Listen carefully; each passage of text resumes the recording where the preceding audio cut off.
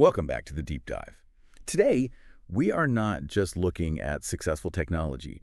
We are really dissecting the strategy behind a decisive, high-stakes win. We're basically opening up the internal playbook that was used to dominate these technical competitions. Yeah, the kind where you're pitching something mission critical, directly to CIOs and executive committees. And the scorecards are just, they're unforgiving. Completely. And the sources we have for this are, they're invaluable. We've got this detailed strategic guide complete with a scorecard optimization strategy.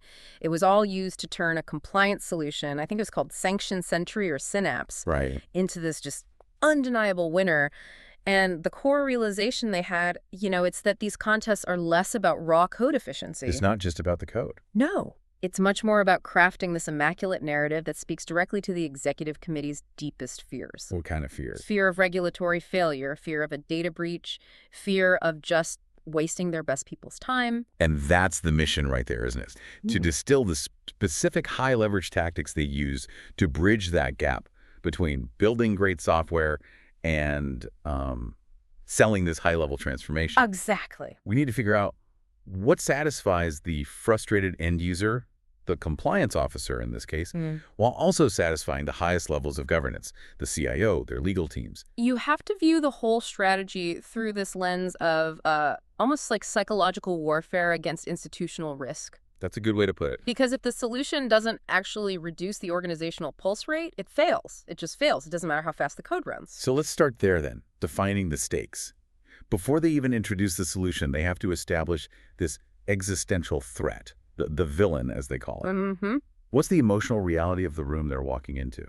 The source material is brutally clear on this. Compliance isn't just a department, it's the corporate lightning rod. The presenters walk into a room where these decision makers are already stressed out. They're facing an immediate, tangible threat. So the villain is fear. The villain is fear, and it's fueled by time pressure. And that time pressure is embodied by one specific, really non-negotiable regulatory demand, right? The Lloyd's requirement. It is the ultimate ticking clock. The core pain point is this extremely strict 3-day service level agreement, the SLA. ESLA, right. To check a massive, constantly shifting data set of 15 million records. And we aren't talking about, a casual search. This is exhaustive due diligence validation. 3 days. 3 days to scan 15 million rows, and it's often based on these ambiguous, kind of messy requests. Right. And the consequence of missing that deadline is immediate and, catastrophic. There's a huge regulatory fine, for one. An automatic, hefty fine, which is bad enough. But the real damage, the thing they really fear, is the serious, lasting reputational hit. For these executives, this is a career-defining failure. The stakes are personal. They're not just operational. But the strategy doesn't just stop at that executive-level fear. It digs deeper into the operational, the human pain. What was the critical user pain point that this solution had to solve, like right now? The insight was that this high-risk, high-volume environment was being managed by, frankly, low-value labor. The playbook actually says our smartest people are stuck acting as manual search engines. Wow. Think about the inefficiency there. You hire experts, lawyers, risk analysts, and their entire day is consumed just translating poorly written emails into structured queries, hunting for needles in haystacks, and trying to manage these massive spreadsheets. I can just imagine the frustration, and the attrition rate must be massive. You've got these highly valuable compliance people whose intellectual capacity is just being wasted on tedious data entry and verification. That's it. They're effectively glorified administrative assistants for the data. Precisely. So the solution, whatever it is, has to provide immediate relief for that soul-crushing, high-risk work. By defining the villain as the ticking clock and the wasted expert, they create this emotional vacuum that only their hero can fill. That sets the stage perfectly. So now we can transition to the execution, the pitch strategy. And the source material really emphasizes that structure is just. It's paramount here. This is not a technical rundown. It's a show. It is. It's a meticulously choreographed performance, and it's structured so rigidly as a villain and hero story arc, and the time limit is aggressively enforced. How long? 3 to 5 minutes. Total. That brevity, it forces absolute clarity. You simply do not have a minute to spare explaining basic concepts. And the scoring here is high 13 points are dedicated purely to the pitch category, specifically for delivering an outstanding narrative. So you have to be theatrical, but without being overly dramatic. The structure is non-negotiable. Slide 1 is dedicated entirely to the villain, the problem, and it has to create visual urgency. They specified the exact visual. What was it? A digital ticking clock counting down, right next to a picture of a visibly stressed compliance officer whose screen is just buried under an avalanche of emails. So the narrative script for that opening slide, it has to instantly validate the audience's worst fears. It hits those points hard and fast, something like, compliance is under severe fire. Lloyd's demands a 3-day turnaround on 15 million records. Failure to meet this SLA means regulatory fines, reputational damage, and our experts spending 80% of their time acting as data entry clerks. It's an immediate, high-octane introduction to the threat. Exactly. So once that anxiety peaks, the hero has to arrive. Maybe. Slide 2, the solution. And the playbook, it explicitly forbids calling it just software. That's right. The language has to elevate the product beyond just a simple search tool. They introduced Sanction Sentry not as an application, but as an AI compliance agent. An agent. Why is agent more powerful than, say, application or tool? Well, an agent implies a kind of self-sufficiency, right? It implies intelligence and a dedicated purpose. It suggests a subordinate who requires minimal supervision. Okay, I see. The promise is that this agent is designed to understand messy, unstructured requests, the kind of natural language you find in real regulatory emails, and instantly interrogate the entire massive data universe. It becomes the ultimate defense system against that ticking clock. Okay, so here's where the strategic confidence really has to kick in. The playbook dictates a non-negotiable rule for the centerpiece of the pitch, the critical live demo. You have to stop presenting slides. This is the moment of maximum risk and maximum reward. Slide 3 is the demo itself, and it has to be flawless to get those 13 flawless demo points. Staying in PowerPoint mode, it just signals fear or that you're not ready. Right. Switching directly to live application demonstrates total conviction. And the demonstration flow, it's specifically choreographed to prove value immediately. It doesn't start with a nice, clean search box. No, absolutely not. It starts with a deliberate real-world mess. The presenter copies this rambling, unstructured paragraph, a mix of names, vessel codes, dates, unnecessary context from a hypothetical regulatory email. Then they paste this entire block right into the search field. The presenter hits analyze. What happens next has to be crystal clear to the audience. And the voiceover, it has to highlight the AI's intelligence in real time. Something like, notice how the agent instantly processes this unstructured garbage, extracting only the critical entities like the vessel Golden Ray or the individual John Doe, while ignoring all the surrounding noise about meetings and delivery schedules. So the performance payoff has to be dramatic. We're talking about crushing the SLA, right? Absolutely crushing it. The result has to just flash onto the screen instantaneously. And the presenter narrates the contrast.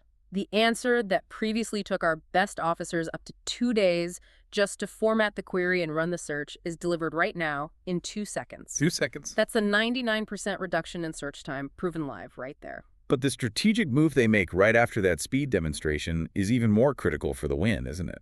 They don't just leave a list for results on the screen. Correct. They automate the final mile.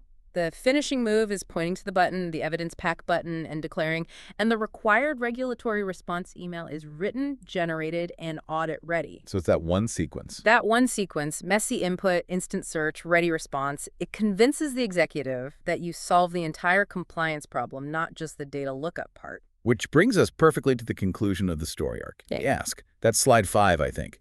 How do they translate this instant magic into C-suite language about business value? They simplify it. They take this complex technical achievement and boil it down into 3 tangible value propositions. And they're focused on the 3 things executives actually care about: risk, time, and resources. They don't talk about technology anymore at this point. So what are those 3 statements? First, we reduce regulatory risk to 0 by guaranteeing sub-second compliance checks.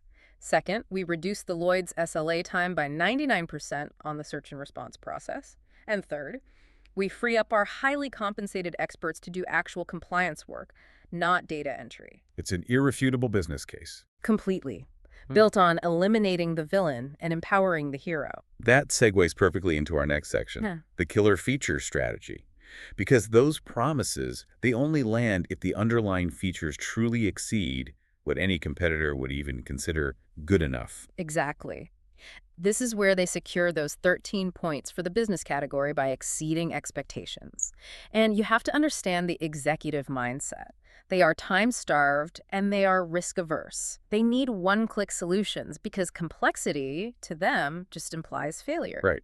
And the source material, it highlighted that the internal validation showed the critical bottleneck wasn't the initial search speed.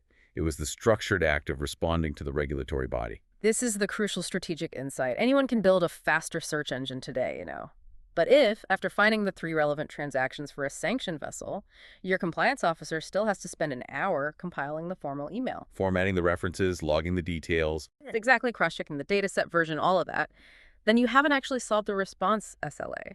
You've only solved a small piece of it. So their ultimate competitive feature targeted that final manual step, the evidence pack button. Let's break down the mechanism and the strategic relief this provides. This feature is, it's a masterpiece of workflow automation. So imagine the search results come up. 3 hits for Poseidon. Right there, integrated into the results view, is this prominent button, Generate Lloyd's Response. Okay. And clicking it doesn't just print the results, it executes a massive amount of compliance-critical formatting in the background. So tell us what this replaces in the manual process. What are Yeah. the steps it's eliminating? It replaces about 5 steps, and they're all prone to human error. First, manually copying the unique market reference numbers, the UMRs, from the database results. And we should probably define UMRs for the listener. Good point. Yeah. UMRs are these crucial identifiers for insurance contracts in the Lloyd's market. They have to be listed accurately for any regulatory purpose. Okay, so that's step 1. Step 2 is drafting the formal introductory email text. Third, manually inserting the date and confirming the dataset version used for the search. Fourth, formatting it all into a clean, ready-to-send block. And fifth, and this is a big one, often logging the response details in a completely secondary system. And that response text itself had to be standardized, right? That it had to contain very specific legal language. Oh, absolutely meticulous. The output has to be exactly this. In response to your inquiry regarding vessel name, we have identified X transactions. Please find attached the UMR references list. This search was conducted on date against our BDX dataset. That structure, and including the dataset reference, those are mandatory for the audit trails. Mandatory. So by automating this, the solution ensures consistency, accuracy, and immediate finality. This is that deep insight you mentioned earlier. The feature doesn't just address efficiency, it addresses accountability and finality. It stops the regulatory clock. Precisely. The executive audience doesn't really care about the search time. They care that the threat is neutralized and the documentation is perfect. Solving the response SLA, automating the audit-ready closure of the inquiry, is exponentially more valuable than just making the search 5 seconds faster. It shifts the burden. It shifts the regulatory burden from the compliance officer's judgment to the system's guarantee. Let's move to the second killer feature, which addresses that deep-seated psychological pain point for compliance officers. The fear of the future audit. This is the zero trust audit log. This is pure governance strategy. Compliance teams don't just fear missing today's deadline. They fear being unable to prove their due diligence months or years later when the regulatory body comes knocking. Audits are terrifying because they punish a lack of adequate proof. So how does this seemingly simple history tab provide such exceptional validation for the CIO? Because it creates an undeniable, tamper-proof record of what you could call non-actionable intelligence. The history tab records who searched for what and when. And the crucial proof isn't just, we found 3 hits. The true governance value is improving a negative. We received a complex inquiry about the Poseidon vessel on December 4th, 2025. Our compliance officer ran the search, and the system verified and logged that the result was 0 relevant transactions against the BDX dataset. So that means 6 months later, if the sanctions list changes or if a transaction comes under scrutiny, the organization has irrefutable system-generated proof that they performed the check correctly at that exact time. It transforms risk management from, like, a procedural memory game into an auditable certainty. The CIO recognizes immediately that this feature dramatically reduces legal liability by ensuring accountability and minimizing the risk of human error in logging processes. It's the feature that lets compliance officers sleep at night. Exactly. Okay, so we've established speed, full workflow automation, and historical accountability. But since this is an AI solution, executives are going to worry about the magic box problem, the lack of transparency, the risk of automated error. How do they strategically signal maturity here? They introduced BlazerGuard's confidence score as a strategic signal of architectural maturity. So when the AI processes that messy email paragraph and extracts the entities, the system immediately presents a score. Identified vessel. Poseidon. Confidence, 98%. Now, this is where I have to push back a bit. Wouldn't an executive immediately question why the score isn't 100%? Isn't perfection the goal? Why deliberately introduce a score that implies potential failure? And that is the exact question they want the judges to ask, because the answer proves their sophistication.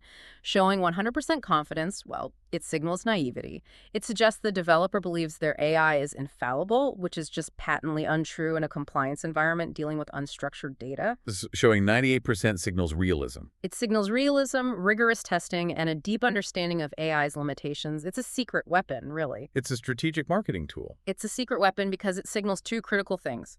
First, integrity. We are not selling you a magic box. We know there's a margin for error. And second, human-in-the-loop architecture. Because the score isn't 100%, it explicitly mandates that the human expert must review and validate the results. Executives trust systems that support human judgment far more than systems that seek to replace it blindly, especially where regulatory liability is concerned. It manages their expectations perfectly. That is a masterclass in strategic honesty. Okay, let's move into section 4, the technical flex. This part of the pitch is dedicated solely to appeasing the CIO, who's focused on security, performance, and long-term maintainability. And this can't just be glossed over. We need to justify the deep technical choices they made. Absolutely. The technical presentation, that's slide 4, the architecture diagram, is where they preemptively address the CIO's existential threats. And the number one concern for 15 million rows of sensitive compliance data is always going to be data exposure. So they made the critical framework choice, emphasizing Blazor Server over popular client-side frameworks like React or Angular. Let's break down the mechanism. Why does Blazor Server offer such a massive security advantage here? The security argument, it all hinges on data residency and control. In a traditional client-side app React, Angular, whatever data, often needs to be serialized and downloaded to the client's browser to enable searching, filtering, rich interactions. And that creates a huge attack surface. Huge. The data is just sitting there in the user's browser cache or local storage, vulnerable to cross-site scripting or other attacks. And with Blazor Server, Blazor Server flips the script. The entire application state, the C# code, all the processing logic, it remains securely on the server. The client's browser only receives UI updates transmitted over a persistent SignalR connection. So the mechanism is this. The 15 million rows of sensitive compliance data are never downloaded to the client's browser. The searching, the indexing, all of that happens securely within the server perimeter. Correct. You're just transmitting these tiny packets of rendered HTML and commands, not the raw sensitive data. It completely eliminates the most common attack surface inherent in browser-based applications. It's an immediate winning argument against any competition in a high compliance scenario. But I have to challenge this. Running everything server-side sounds great for security. But what about performance? Especially for, like, a globally distributed organization. Doesn't running all the state on the server inevitably introduce latency for remote users? Doesn't it make the app feel slow and unresponsive? That is the critical trade-off the CIO would immediately flag. And the Playbook had to preempt this. Their counterargument focuses on 2 points. First, the application's function is quick bursts of intensive search, not continuous fluid interaction. They're optimizing for the search speed, not for continuous interaction latency. Okay, that makes sense. Second, they couple that Blazor server choice with specific performance engineering, particularly in the SQL architecture, to ensure the server response time itself is negligible. They acknowledge the potential latency, but argue that the security gain and the sub-second database scan time far outweigh the latency risk. It's a calculated risk, but it's in favor of maximum security. Perfect. That leads directly to the next technical hurdle. Yeah. Incorporating modern AI via R without sacrificing that hard-won security posture. Because CIOs are terrified of shoveling 15 million rows of proprietary data into OpenAI's cloud. This is pure risk management through buzzword optimization. The strategy is to use the cutting-edge term RE retrieval augmented generation, but to immediately qualify it as a safe RAG approach. So they use the buzzword to signal modernity. And capability, yeah. Yeah. But the safe modifier addresses the governance team's immediate critical fear. Let's clarify ARGI for our listeners. It generally involves using a large language model, an LLM, to synthesize information from a secure proprietary knowledge base. That's the retrieval step. Exactly. But in the compliance world, you cannot expose that knowledge base. Their perimeter defense is non-negotiable. They have to stress that they are not sending the 15 million rows of sensitive customer data, vessel names, transaction details, any of it, to the external LM. So, how are they using OpenAI or any LLM if the data stays inside? What is it actually doing? The LLM is used strictly for linguistics. Its only job is to receive that messy, unstructured email paragraph and act as an intelligent parser. It structures the request, not the response. So the tested refined prompt we discussed earlier, the one that extracts entities into a JSON format, that's the only thing that goes to the LLM. Correct. And the LLM returns structured search terms like Result. Glycovide, Golden Ray. That's it. The actual data interrogation, the search across the 15 million records, then happens safely and securely inside their proprietary SQL perimeter. This architectural separation is the governance key. The AI never sees the sensitive data. The sensitive data never leaves their system. This is what makes the SafeReg approach achievable and completely satisfies the governance validation. Yeah, we need to prove the speed. You can talk about security all day, but if the search still takes 10 minutes, you're still going to fail that 3-day SLA. They have to name the technology that guarantees that sub-second performance. This is the third pillar of the technical flex. They explicitly name the specific technology, SQL column store indexes. This is a deliberate demonstration of technical rigor versus just claiming, oh, it's fast. So for our listeners, why is a column store index the specific solution for this high-volume analytical scanning, as opposed to a typical row-based index? Well, a traditional database index is row-based. It's optimized for transactional lookups, finding one specific record very quickly.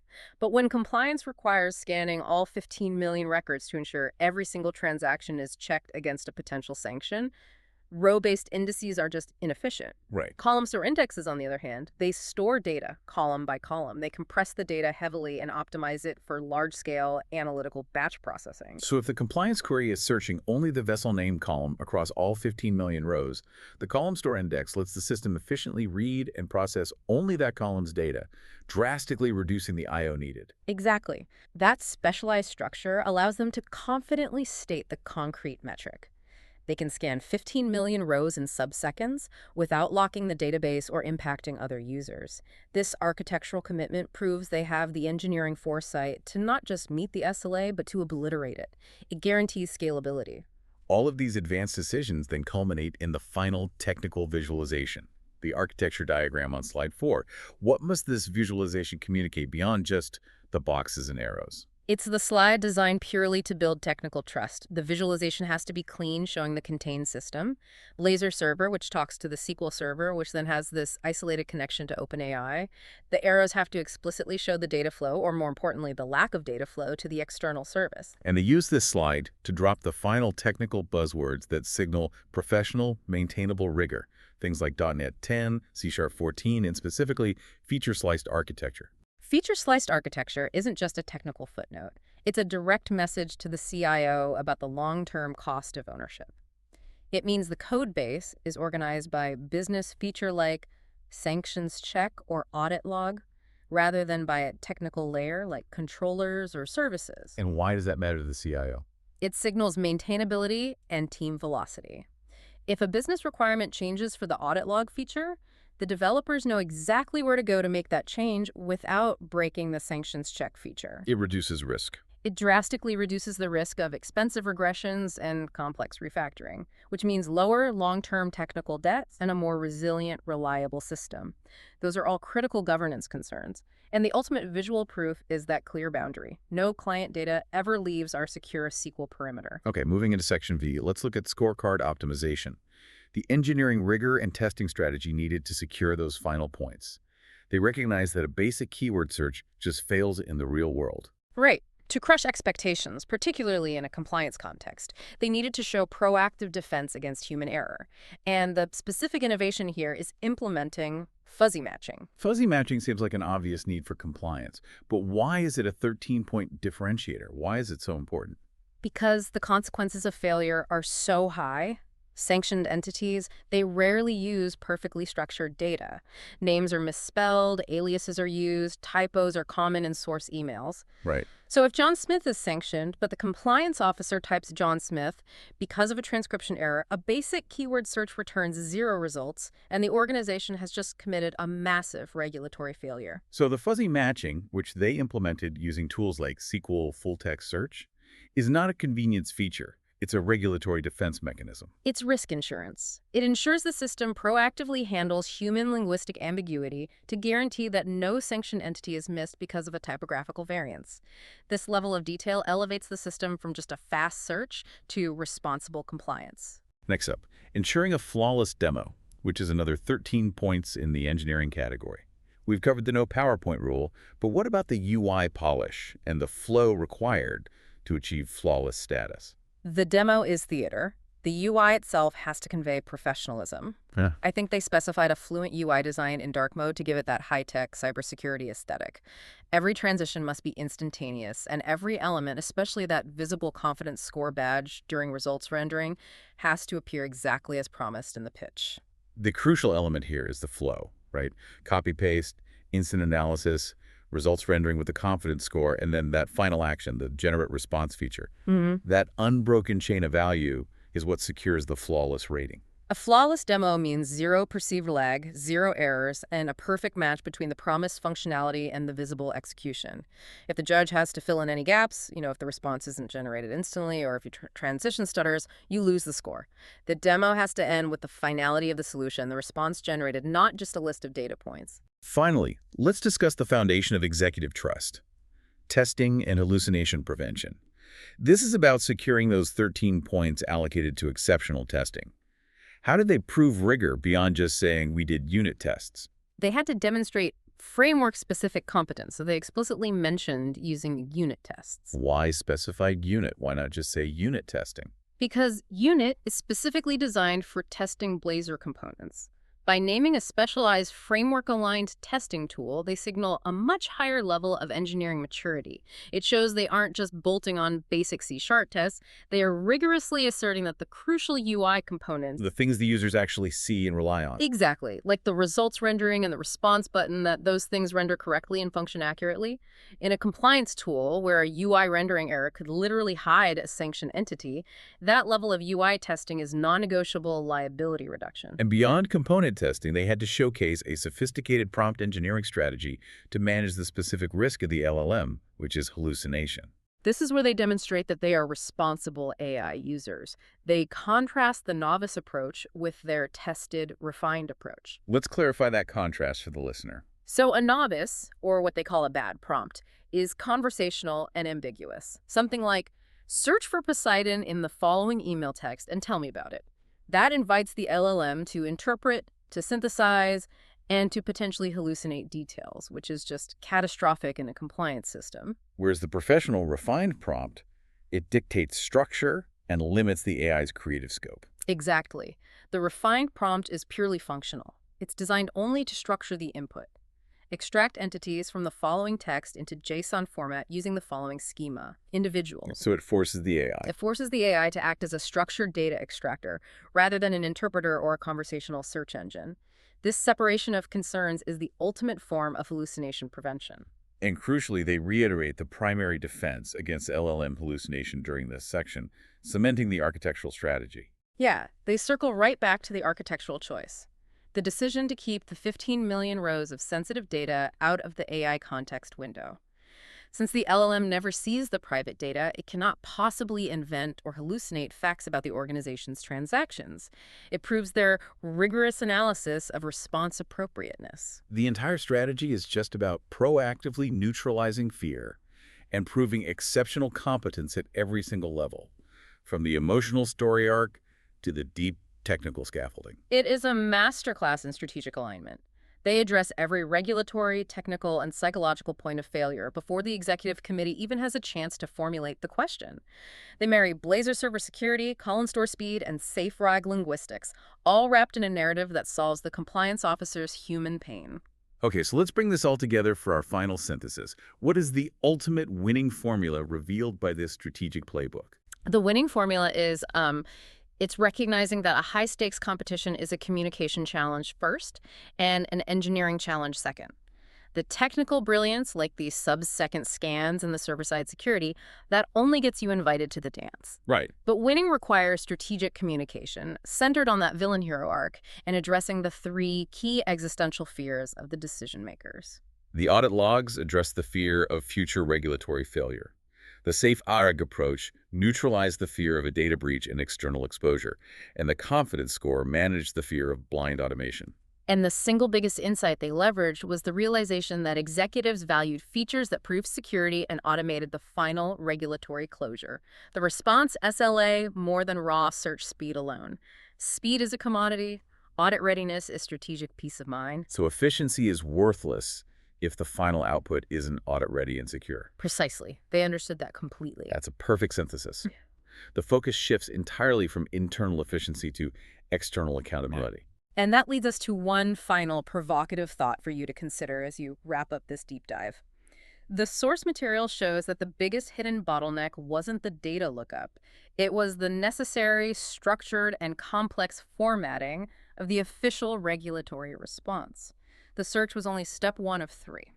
So, it makes you think about your most time-consuming tasks today. You're constantly optimizing the initial acquisition of information, how fast you can find the data, answer the email, or pull the report. But the real question is the actual bottleneck in that first step? Or is it in the necessary structured step that follows the acquisition? Validation, the packaging, the required formal delivery, or the auditing of the result? Are you spending all your time solving the search SLA? When the true victory, the real value, lies in automating the response SLA, it forces a complete recalculation of where true value creation really lies. Indeed. It changes the way you look at optimization entirely. It moves the focus from speed to total workflow completion. Thank you for navigating this complex playbook and its strategic genius with us. We'll catch you next time on The Deep Dive.